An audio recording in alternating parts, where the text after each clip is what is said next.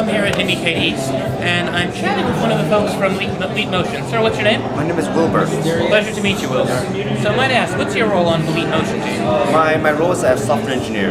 I work on multiple teams, one of them being the Unity team. Yeah, we make developer tools to allow developers to use their device in the application. I see. So now for folks at home who might not have heard of it, what is the Leap Motion?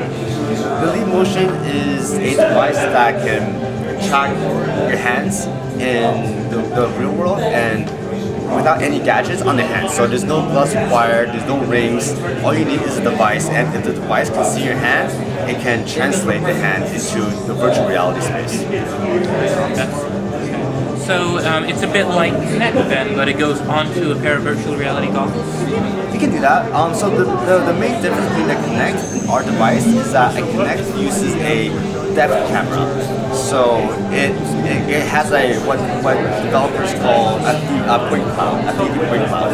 We don't use that. What instead we use is two cameras. You can imagine two infrared cameras substituting your eyes, and you get two images. And using our special algorithms, we can try to re-engineer the way human eyes determine where the hand is, and the fingers, the positions, all that kind of stuff. We re-engineer the way our human eye sees objects, rather than using 3D point clouds. So do you have one of the, can you show the folks at home one of the devices right here? Sure. So this is the Leap Motion device, and you can see there's 3 infrared LEDs. Between there's 2 cameras in between here. I mean, this is a very small device, and right here is the Oculus. Yes, puny. Yeah. That's wonderful. So it's not going to it's not going to give you neck strain in other words. Well, I mean the Oculus. The Oculus itself is the Oculus is a little heavy, but our device isn't going to add on too much. No. Yeah. We want to make the device as lightweight as possible. That's very cool. So you have that on the development kit too. Now this is going to be ready for the commercial Oculus Rift once we're ready. You can actually buy our device already. It's actually already in the market. And right now, if it actually works with any VR devices, our device is not tethered to just the Oculus. We're sold separately, and it works for Oculus, Morpheus, Google Cardboard. Really? So would it work with the recently released Samsung's Gear VR? Yeah, that should work for that as well. So one of the hot field is mobile, as many people are looking into. Google Cardboard started out with a huge wave of people interested in VR and mobile space.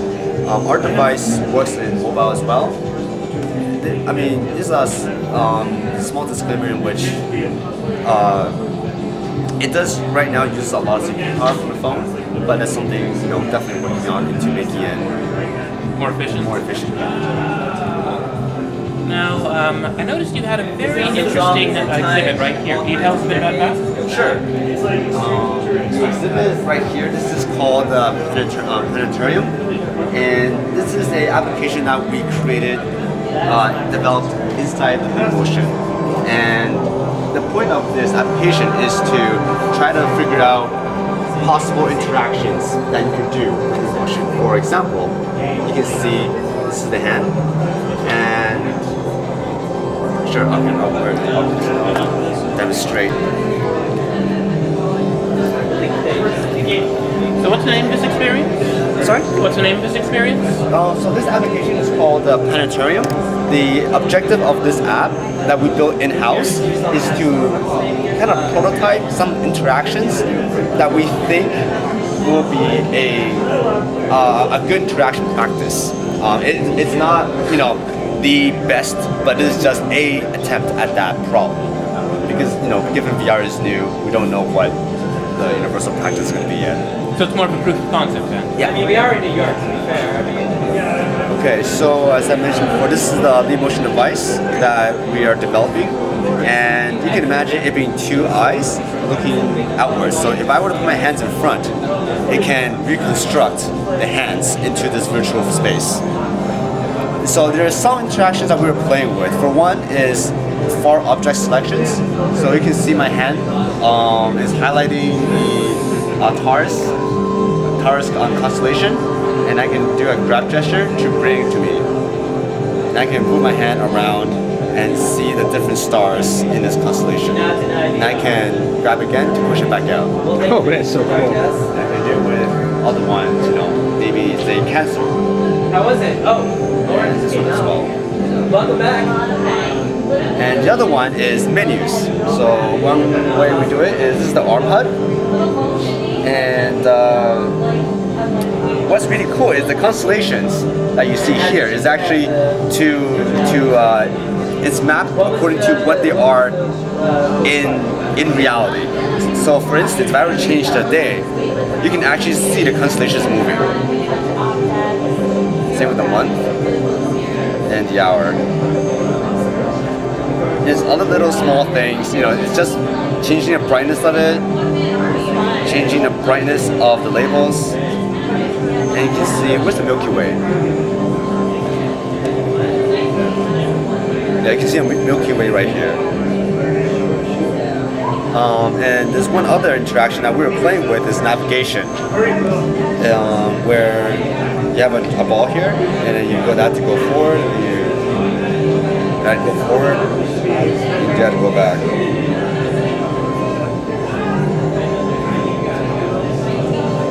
Yeah. And you can see a time here as well, current time. These are just three ways of interaction spaces that we're experimenting with. Wow, that looks amazing. Yeah. So, do you have any so beyond gaming, can you see any potential applications in other fields? So sure. So one thing is I can toggle between.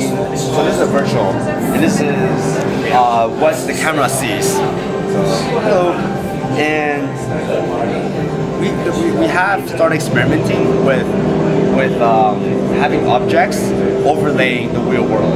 So augmented reality is something we're really looking into, and I think that has virtual space alone. A lot of people think games, but the minute you introduce augmented reality, so right now this is infrared, but you can, you know, use your imagination. If in the future it's a product with, say, color, it becomes, you know, augmented reality becomes really a close possibility. And if you can start having virtual objects inside what, you know, the color camera sees. That'd be very, very cool. I use like to see, yes. Sounds fantastic. Well, Wilbur, it's been fantastic talking to you. Thank you. The future looks bright with Leap Motion. Thank you.